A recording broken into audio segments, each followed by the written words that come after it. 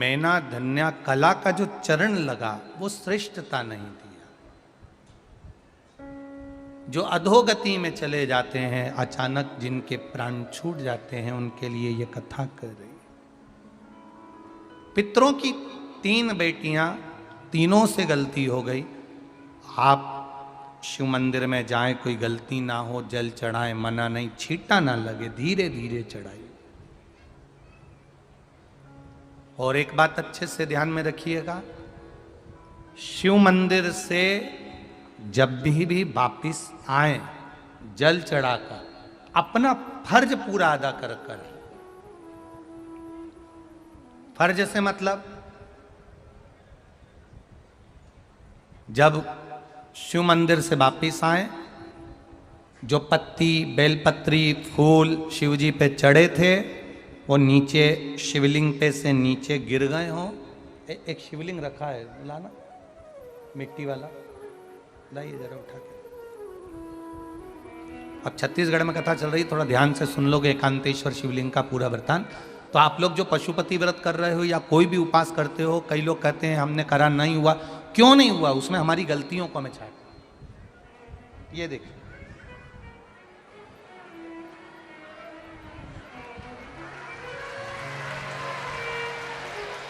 अब जैसे ये शिवलिंग रखा है, आपने जल चढ़ाया।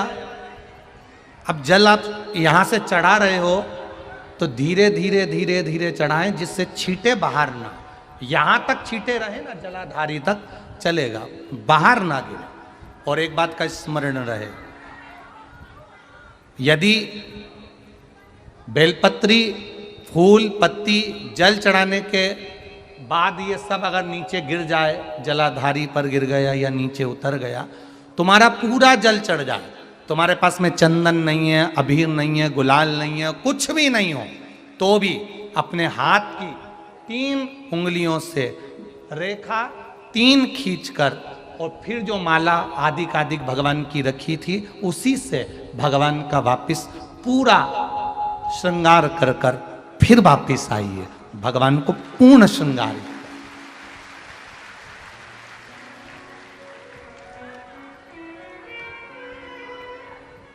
भगवान का पूर्ण श्रृंगार कर कर आइए। कई लोग जल चढ़ाने के बाद में भगवान का जो फूल पत्ती नीचे रखी रहती है, हम ये नहीं कह रहे कि आप अपने घर से लेकर जाओ, आपके पास में कुछ नहीं, 1 लोटा जल चढ़ाओ। जल चढ़ाया, जो फूल पत्ती नीचे रखी हुई है उसी को उठाकर, उसको रखकर, उसी फूल से भगवान का खूब सुंदर श्रृंगार भगवान का कर कर फिर आइए। क्यों? शिव का जब हम श्रृंगार कर कर आते हैं, माता पार्वती जी ने देव अधिदेव महादेव का श्रृंगार किया है, आप लोगों के स्मरण में होगा। राम जी ने माता जानकी का श्रृंगार किया है। रामचरित सुनिए कथा, रामायण सुनिए आप लोगों ने, रामायण सुनी होगी तो उसमें माता बैठी हैं शिला के ऊपर और भगवान राम उनका श्रृंगार कर रहे हैं। एक कौवा आता है, वो चोंच मार कर जाता है, ये सारा वृतांत आप लोगों ने श्रवण किया है। तो राम जी माता सीता का श्रृंगार करते हैं, भगवान कृष्ण राधा जी का श्रृंगार करते हैं। केवल एक देव अधिदेव महादेव की कथा ऐसी है जिसमें पार्वती जी शिव जी का श्रृंगार करती हैं। शिव का श्रृंगार किस लिए? क्यों? कहा जल चढ़ाने के बाद वहीं पर पड़ी हुई पत्ती से, फूल से, जो चढ़े हुए फूल हैं, चढ़ी हुई पत्ती है, चढ़ा हुआ निर्माल्य है, जो भी शिव जी का है, उसी को धोकर वापिस भगवान का श्रृंगार कर कर आना चाहिए। किस लिए? कि हे भोलेनाथ, जब मैं इस संसार सागर से जाऊं, अखंड सुहाग लेकर पूरी श्रृंगार कर कर इस धाम से जाऊं, ऐसी कृपा बना। जो पढ़ाओ,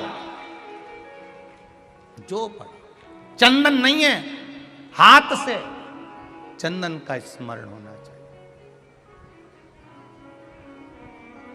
नहीं है हमारे पास लगाने को रोली, मोली, चंदन, जो भी आपके पास में, अबीर, गुलाल नहीं, अपने मन का गुलाल लगाइए, अपने मन का हृदय से लगाइए, दिल से रिझाने का प्रयास। ले जा बाबू, ले जाइए। दिल से चढ़ाइए, और जब भाव से दिल से आप आनंद के साथ देवाधिदेव महादेव का आप पूजन करो, उसमें गलती ना हो, गलती ना।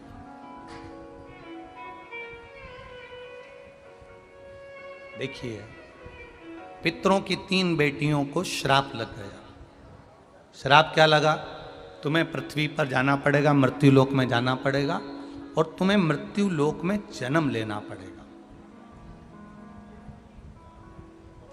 मृत्यु लोक में जाना पड़ेगा और तुम्हें जन्म लेना पड़ेगा। अब दुख आ गया। पितरों की बेटियां, इन्होंने पूछा हमारा भी कल्याण हो और पितृलोक में जितने पितर आए उनका भी कल्याण हो। जो अधोगति में, जैसे हमारी गति बिगड़ी है, हम अभी युवान अवस्था में हैं, आपको चोट लगी, आपने हमको श्राप दिया, मान लो कोई अधोगति में प्राण छोड़कर चला जाता है, उसका उद्धार कैसे हो? सनकादि ऋषि से पूछ रही, आप कृपा करो, आप दया करो।